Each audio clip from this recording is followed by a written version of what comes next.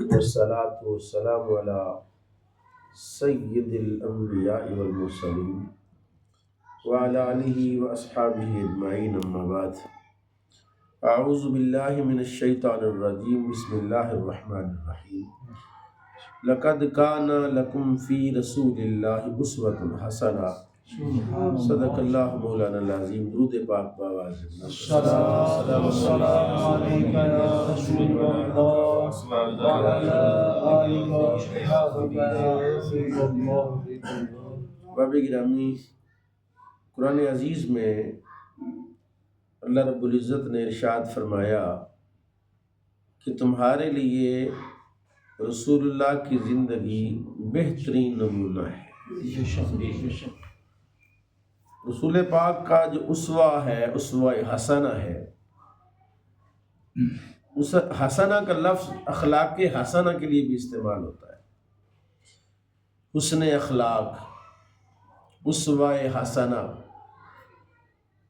عام طور پر حسن ملقی کے لیے حسن کا لفظ استعمال ہوتا ہے، جس سے ملاقات کر کے بندے کو راحت ملے، سکون ملے، جو بڑی اچھی اچھی میٹھی میٹھی باتیں کرے، اس کو کہتے ہیں جی حسن اخلاق کا مالک ہے۔ کہتے ہیں حسن اخلاق کا ایک معنی تو یہ لیا گیا، جبکہ اس کا دوسرا معنی مراد ہے، جو اللہ کی مراد حسن ہے وہ یہ نہیں۔ اللہ کی مراد حسن یہ ہے کہ اللہ کے ساتھ حسن سلوک کیا ہے۔ اللہ کے ساتھ حسن سلوک کیا ہے؟ بندہ لوگوں سے تو ہنس ہنس کے میٹھی باتیں کرے اور اللہ کی نافرمانی کرے، کہتے ہیں یہ حسن اخلاق کا مالک نہیں۔ حسن اخلاق کا مالک وہ ہے جو خالق کائنات کے ساتھ حسن اخلاق کا مظاہرہ کرے، اس کی حیا ہو، جس مقصد کے لیے اس نے پیدا کیا ہے اس مقصد میں وہ کامیاب ہو، اور وہ مقصد ہے تقوی۔ لفظ تقوی جو ہم استعمال کرتے ہیں، اس سے مراد لوگوں نے لیے سے مراد شاید نماز پڑھنا ہے، شاید اس سے مراد تسبیح و تحلیل کرنا ہے، شاید اس سے مراد جو ہے وہ قرآن پاک کی تلاوت ہے۔ نہیں، عبادت تقوی سے مراد نہیں ہے۔ تقوی سے مراد ہے گناہ کو چھوڑنا۔ ایک بندہ نیکیاں کرتا ہے، نمازیں پڑھتا، لیکن جب کبھی وہ گائے بھینس کی طرح چرنے کے لیے کوئی ایسی چیز مل جائے تو وہ بھی کھا پی جاتا ہے، کہتے ہیں وہ متقی کہلانے کا حقدار نہیں۔ تقوی جس کا ہوگا اللہ کے ساتھ، یعنی اللہ کا ڈر جس کو ہوگا، تو وہ اصل میں حسن اخلاق کا مالک ہے۔ حسن خلق اس کا ہے جو اللہ تعالیٰ کے ساتھ، عام طور پر یہ معنی کیا جاتا ہے کہ حقوق اللہ اور حقوق العباد۔ حقوق اللہ کے کہتے معاملے میں تو معافی ہو جائے گی، حقوق العباد کے معاملے میں معافی نہیں ہو، جبکہ اس کا یہ مطلب ہرگز نہیں جو اللہ کی مخلوق ہے اس کے ساتھ جو آپ کا حسن سلوک ہے وہ اصل میں وہ بھی اللہ کا ہی حق ہے۔ ناسو عیال اللہ، رسول پاک فرماتے لوگ تو اللہ کا کنبہ ہے، تو جو کنبے کا مالک ہے اس کے ساتھ تعلقات خراب اور کنبے کے ساتھ تعلقات ٹھیک، یعنی گھر کے سربراہ کے ساتھ آپ کی 751 چل رہی ہے، اور گھر کے بچوں اور عورتوں اور دیگر حضرات کے ساتھ آپ بڑے میل جول رکھتے ہیں، تو ایسے بندے کو کبھی بھی حسن اخلاق کا مالک نہیں۔ تو لقد کان لکم فی رسول اللہ اسوۃ حسنہ، اب اگر رسول پاک کی زندگی کا حسن اخلاق یا اسوہ حسنہ دیکھا جائے تو حضور فرماتے ہیں اگر تمہیں پتہ چل جائے جو میں جانتا ہوں اگر تم جان لو،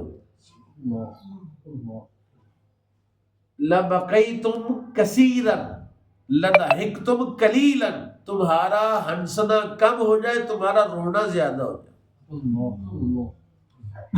یعنی اتنا تم رو۔ وہ کہتے ہیں اب کی نفس کا قبل ان یبقا، اپنے نفس کے لیے رو لو اس سے پہلے کہ لوگ تم پر روئیں۔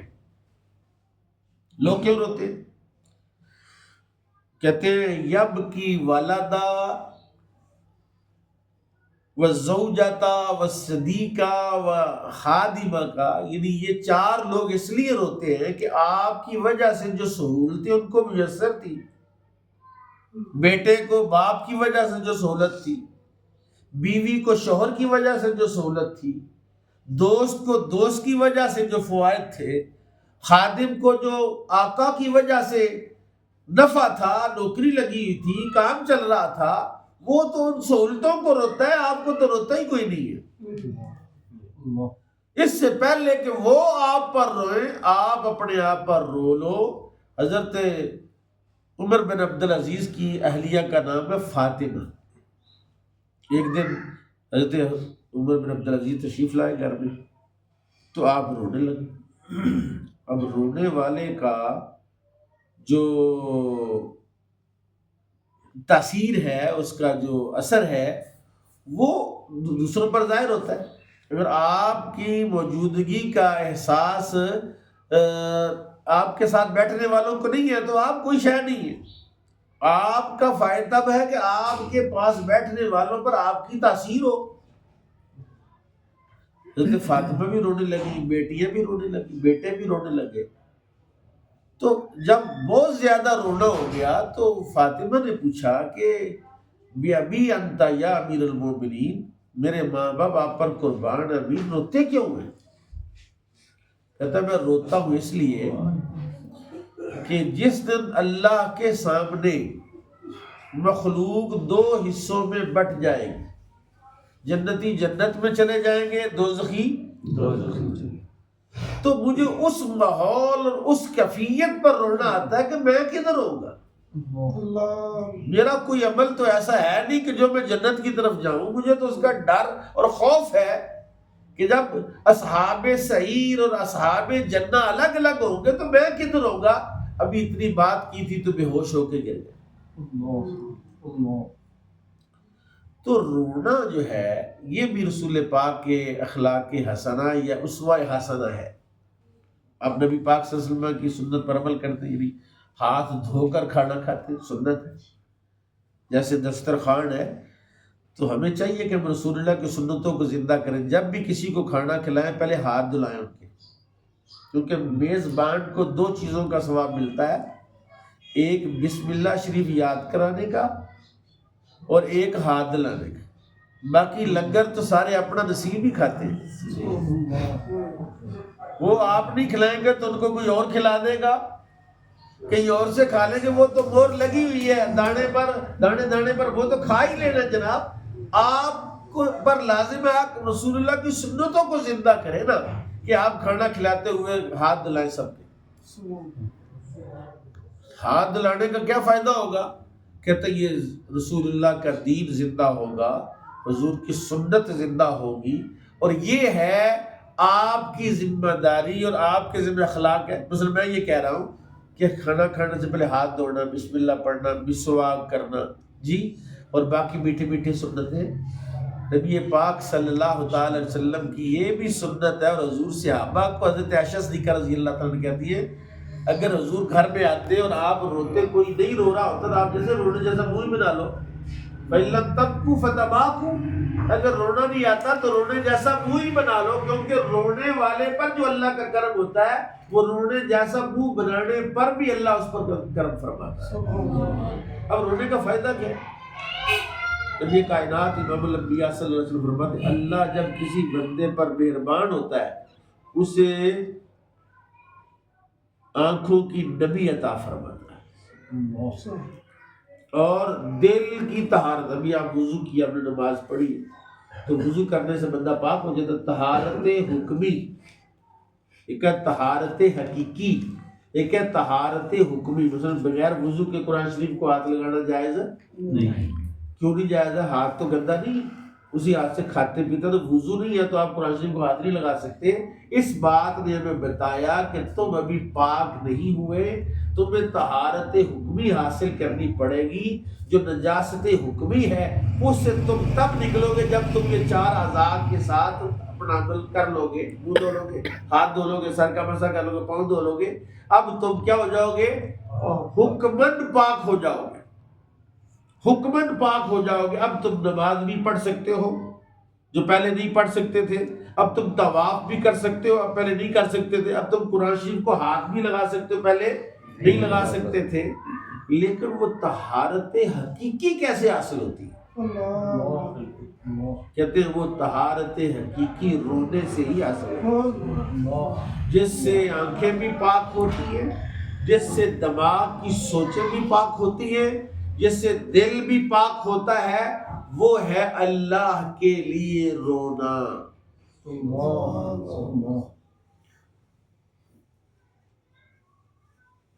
وہ کام ہم نے چھوڑ دیا کیونکہ ہمارے فکر و ذہن پر ایسی چیزوں کا غلبہ آ گیا ہے. کبھی اگر آپ ان کو سوچیں نا کہ جو ہمارے پاس موبائل اینڈرائڈ موبائل ہے, اس میں جو چھوٹے چھوٹے ویڈیو کلپ بنا کے لوگ پھینک رہے, وہ تو سارے ہی ہنسنے والے, کوئی رونے والا ہے؟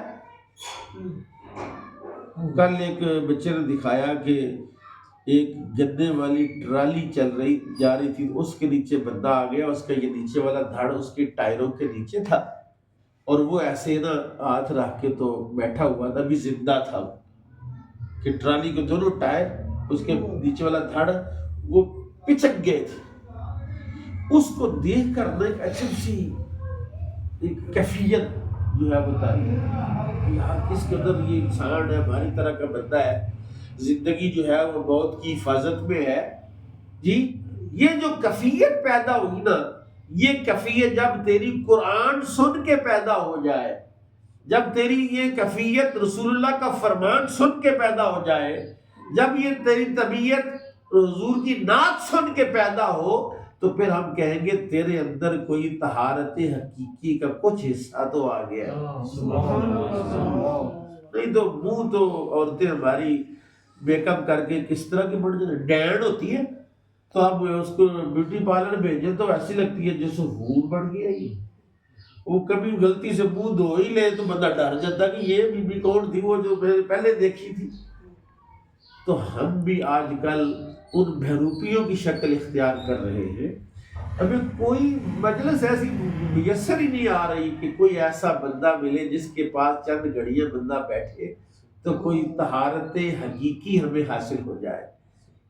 اور جب طہارت حقیقی حاصل ہوتی ہے تو اس کی کیفیت کیا ہوتی ہے کہ رسول پاک صلی اللہ علیہ وسلم نے ارشاد فرمایا, جس مجلس میں کوئی بندہ ایک رونے والا اس کی آنکھیں تر ہو جائے, ایک بندے کی, اس کا نور, طہارت حقیقی کا نور اتنا سریع الاثر ہوتا ہے کہ وہ سب کے دل پاک کر دیتا ہے. صرف ایک لمحہ, ایک نظر اس شخص کی آنکھوں کی طرف متوجہ ہو کر اپنی آنکھیں نم ہو جاتی ہیں. اور میرے آقا نے فرمایا جس کے آنکھ میں مکھی کے سر کے برابر آنسو آ گیا, ایسی آنکھ پر اللہ نے جہنم کو حرام کر دیا. اب کتنے ہمارے اعمال ہیں جو بلا مبالغہ حلال دوزخ کے لیے, دوزخ حلال ہے. کتنے لوگ ایسے جن کے پاس چند گھڑیاں بیٹھے تو غفلت اور بڑھ جاتی, اور زیادہ پریشانیوں کا غلبہ ہو. بندہ کسی کے اچھے حالات دیکھے تو تب بھی پریشان ہو جاتا ہے, یار دیکھو یہ کتنا اچھا, تو میں پھنسا ہوا, میرے پاس بجلی کا بل دینے کے پیسے نہیں, میرے پاس گاڑی نہیں, اس کے پاس گاڑی. یہ ایک دوڑ ہے زمانے کی, جبکہ کریم آقا نے جو ہمیں اخلاق سکھایا ہے, اسوہ مصطفیٰ صلی اللہ علیہ وسلم کیا ہے؟ آپ نے فرمایا دین میں اوپر دیکھنا اور دنیا میں نیچے دیکھنا. یہ والا جو اسوہ حسن ہے یہ رسول پاک نے اپنے گھر میں نافذ کیا کہ آپ اپنے گھر میں گھر والوں کے ایک ایک سوٹ ہے جو انہوں نے پہنا ہوا ہے, دوسرا سوٹ دستیاب ہی نہیں. آج تو وہ حالات نہیں، ظاہر ہے وہ والا اب یہاں اپلائی تو نہیں کر سکتے کہ سب گھر والوں کے سارے سوٹ اٹھا کے تو باہر پہن دیں، لیکن وہ جو قلبی کیفیت ہے، اس کیفیات قلبیہ کو تو ہم رسول اللہ کے اسوہ حسنہ پر لے کے جا سکتے ہیں کہ نبی کریم صلی اللہ علیہ وسلم رات کو آپ روتے ہیں، آپ دن کے وقت روتے ہیں، جنت اور دوزخ کے ذکر پر روتے ہیں، اللہ تعالیٰ کی غضب اور اللہ تعالیٰ کے عذاب کی کیفیت کو بیان کر کے سن کے کہتے ہیں، ایک دن نبی پاک صلی اللہ علیہ وسلم نے عذاب قبر کا ذکر کیا تو حضور کریم صلی اللہ علیہ وسلم جب عذاب قبر کا ذکر کر رہے تھے تو کیفیت یہ تھی کہ حضور کی جو آنکھیں ہیں اس سے آپ کی داڑھی مبارک تر ہو اور دجت الناس دجتن شدیدتن ہے، حضور نے فرمایا، کہتے ہیں راوی کہتا ہے کہ اتنا لوگ روئے، اتنا لوگ پتہ نہیں کوئی فوتگی ہوگی جیسے لوگ روتے ہیں، یہ کیفیت تھی ہوگی۔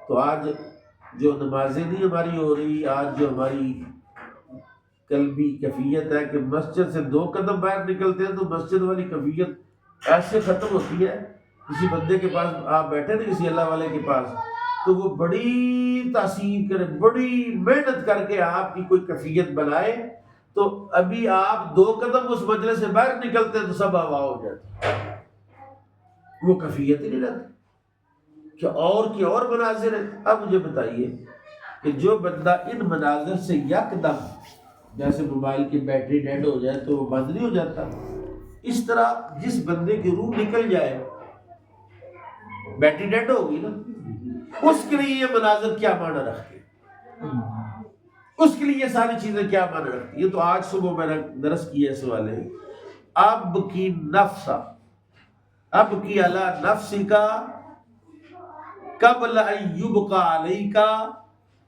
لوگوں کے تم پر رونے سے پہلے اپنے آپ کو اپنے نفس پر رونے والا بناؤ اور اس نفس کو بتاؤ کہ بھائی میں یہاں ہمیشہ رہنے والا نہیں، خاص طور پر وہ بندے جن کی عمر 40 سے اوپر ہو گئی۔ ابھی تو جو اگر آپ مرنے والوں کی لسٹ بنائیں نا محلے میں ہی، ایک محلے کی لسٹ آپ کو کتنے چھوٹے بچے بھی نظر آئیں گے، نونہال مرتے نظر آئیں گے، لڑکپن میں لوگ مر رہے ہیں، جوانی بھی مر رہے ہیں، اور شاید بوڑھے اتنے باقی رہے جتنے جوان مر رہے ہیں، لیکن کم از کم میرے کریم آقا نے ارشاد فرمایا کہ عذر ہوتا ہے نا کہ میں آپ سے کہوں کہ بھئی میری مغرب کی نماز رہ گئی، اس وجہ سے جو دوست آئے ہوئے تھے تو میں گاڑی چلا رہا تھا، میں نے کہا جلدی جا کے پڑھ دیں، اس وجہ سے میں عذر پیش کروں۔ حضور نے فرمایا 60 سال سے عمر زیادہ ہو جائے تو اللہ عذر قبول نہیں کرے گا، یعنی 60 سال کے بعد عذر قابل قبول نہیں، اس لیے حضور نے فرمایا کہ اللہ اس کی طرف نظر رحمت نہیں کرتا جو کون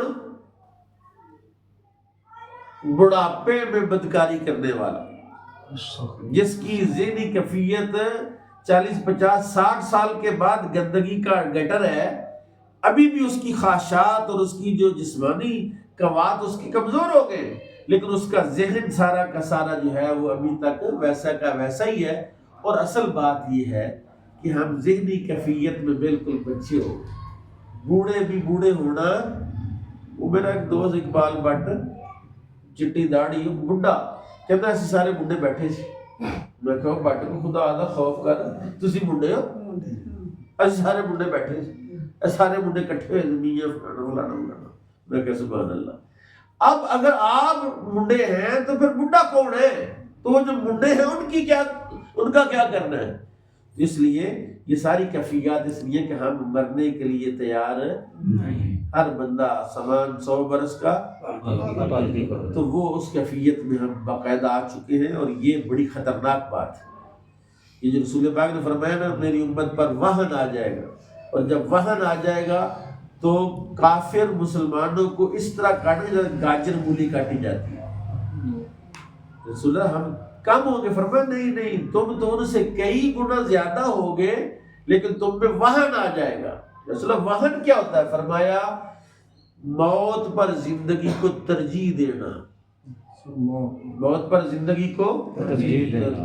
ہر بندہ کہتا میں تے مرنا نہیں سی، وہی بندہ ٹرک تھلے آیا میں نہیں ہوں۔ اب کچھ عرصے سے تصویریں ایسے آ رہی ہیں کہ نوجوان آدمی ہے تو کہتے ہیں یہ فوت ہو گیا، روڈ ایکسیڈنٹ میں فوت ہو گیا۔ اچھا ہم سمجھتے ہیں کہ وہی فوت ہوا، میں نے نہیں فوت ہونا، حالانکہ ہم بھی بڑی سپیڈی گاڑی چلاتے ہیں جی، پورا میٹر گھیڑتے ہیں، لیکن موت کو یاد کرنے کے بعد میں وہ جب میٹر بھی گھیڑ رہے ہوتے ہیں نا تب بھی ذہن میں ہوتا ہے کہ میں دساں گا کہ میں جناب پوری سپیڈ ماری 120 تے میٹر لے گیا، میں موٹر وے تے میرا چلان ہو گیا تے میں بڑی مشکل میں بچ کے نکلے۔ یہ سب دنیا کے اندر اس طرح ڈوبے ہوئے تو لقد کان لکم فی رسول اللہ اسوۃ حسنہ، حضور کی زندگی کے یہ والا جو چیپٹر ہے، یہ والا جو حصہ ہے، اس کو بالکل ہم نے فراموش کر دیا ہے۔ کہتے ہیں صحابہ کہتے ہیں جب حضور کی بارگاہ میں بیٹھ کے آتے تھے، حضرت حنظلہ کا آخری بات کر دو، حضرت حنظلہ ایک صحابی وسیلے ملائکہ بھی کہتے ہیں ان کو، کہ جب شہید ہوئے تھے تو اس وقت غسل واجب تھا، جنابت تھی ان پر، تو فرشتے ان کو لے گئے تھے غسل دینے کے لیے، اور پھر آسمان سے ان کا جسد مبارک نیچے اترا کہ ان کے جسم سے پانی کے قطرے گر رہے تھے۔ تو پوچھا یا رسول اللہ یہ کیا ہے؟ فرمایا اس کو جب ہم نے جہاد کی دعوت دی تب یہ اپنی بیوی کے ساتھ مصروف تھا، اور اس نے سوچا کہ اگر میں جنابت کا غسل کرنے میں لگ گیا تو کہیں لیٹ نہ ہو جاؤں، اسی حالت میں ہمارے ساتھ آ گیا، اب شہادت ہو گئی تو فرشتے اس کو غسل دے کے لائے۔ ایسی کیفیت کا بندہ ہے۔ تو وہ چوک میں بیٹھ کے کہہ رہے تھے حنظلہ منافق ہو گئے، حنظلہ منافق ہو گئے۔ حضرت ابوبکر صدیق نے پوچھا کہ کیا بات ہے؟ اس نے کہا جب میں رسول پاک کی بارگاہ میں ہوتا ہوں تو میرا رونا نہیں رکتا۔ جب میں آج کل الزام دیتے ہیں مولویوں کے کہ نہ مولویوں کی گلاں دی کوئی اثر نہیں۔ اب ذرا اس کو سنیں آپ اس حدیث کو۔ ہمارے ذمہ داری تو جب مجلس میں آپ بیٹھے ہیں اس وقت آپ کے دل کی کیفیت کو تبدیل تو ہم نے کر دیا، اور کیا کریں آپ کے ساتھ؟ کہ حنظلہ کہہ رہے ہیں کہ میں منافق ہو گیا۔ اس نے کہا کیا ہوا؟ کہ جب میں حضور کی بارگاہ میں ہوتا ہوں تو رونا، آخرت کی فکر، دنیا سے بے اعتنائی، اور دل کرتا ہے بس ادھر ہی بندہ بیٹھا رہے۔ لیکن جب میں بارگاہ رسالت سے گھر آتا ہوں تو بیوی کی محبت، بچوں کی محبت، مال جانوروں کی محبت آ جاتی، تو یہ تو دو رنگی ہے، تو یہ کبھی ادھر کبھی ادھر۔ ابوبکر صدیق نے کہا یہ کیفیت تو میری بھی۔ دونوں رسول اللہ کی بارگاہ میں گئے کہ ہم کہیں منافق تو نہیں کہ جب آپ کی مجلس میں بیٹھتے ہیں تو یہ کیفیت، وہاں جاتے ہیں تو رسول کریم صلی اللہ علیہ وسلم نے ارشاد فرمایا جو کیفیت تمہاری میری مجلس میں ہوتی ہے اگر گھر جا کر بھی وہی کیفیت رہے تو رستوں میں چلتے ہوئے فرشتے تمہارے ساتھ مصافحہ کریں، یعنی کہ تمہاری آنکھوں سے اللہ پردے ہٹا دے اور تم ظاہراً فرشتوں کو دیکھو۔ اگر آنکھوں کو صاف کرو، آنکھوں کا رونا جو ہے دائمی ہو جائے، میرے پاس جب آ کر روتے ہو گھر جا کے بھی رونا شروع کرو، یہی خوف کی کیفیت ہو تو پھر فرشتے تمہیں نظر آئیں۔ اور اس حدیث سے ثابت کیا ہوا کہ فرشتے ہمیں بھی نظر آ سکتے ہیں اگر ہماری وہ کیفیت بڑھے یا ہم اپنے اوپر کیفیت اتاری۔ اللہ پاک اس گھر میں خیر برکت کا نزول فرمائے، اور اللہ پاک رسول پاک کے جو وہ اسوہ حسنہ ہے جو ہماری ذہن اور نظر سے بالکل مخفی اور پوشیدہ ہے، ہم بس میٹھی میٹھی اور کھانے پینے والی سنتیں تو ساری رٹی ہوئی ہیں، لیکن جو رسول پاک کی روحانی کیفیات ہیں، روحانی سنتیں ہیں، جو اللہ کے قریب کرنے والی سنتیں ہیں، اللہ ان کو بھی ہمیں یاد کرنے اور اس پر عمل کرنے کی توفیق نصیب فرمائے۔